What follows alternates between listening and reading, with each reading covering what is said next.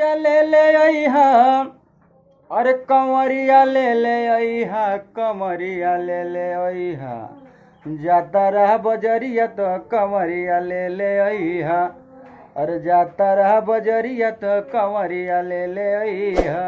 तो भैया एक जानी को पत्नी जी बतिया कहत बानी, जात बाण उनका सैया जी बाजारे तो कहत बानी कि सावन के महीना आइल बा, एगो कांवर ले ले या अउरी का मंगावत बानी, गाना के माध्यम से आगे बताई आप लोग के सुनल जा।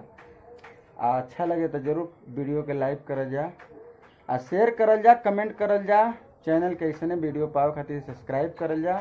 तो लेहल जा सुनल जा।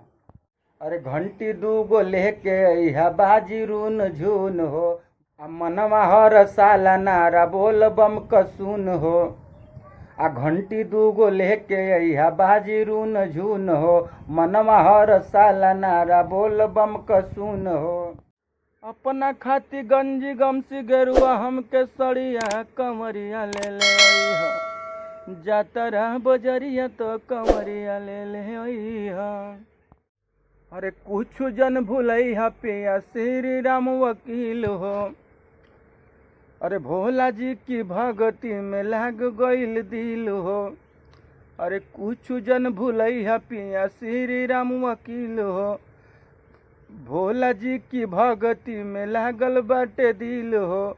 अरे चल के जलवा ढारल जाई, सो के सोमरिया, कंवरिया ले अइहा, जाता रहा बजरिया तो कंवरिया ले अइहा। तो दोस्तों यह गाना जिस भाई को अच्छा लगा हो प्लीज़ लाइक करना, कमेंट में बताइएगा यह प्रयास आपको कैसा लगा, और ऐसा ही वीडियो आपको चाहिए तो हमारे चैनल को सब्सक्राइब कर लीजिए। फिर मिलेंगे एक बहुत सुंदर भजन के साथ, तब तक के लिए जय हिंद, जय भोजपुरिया समाज।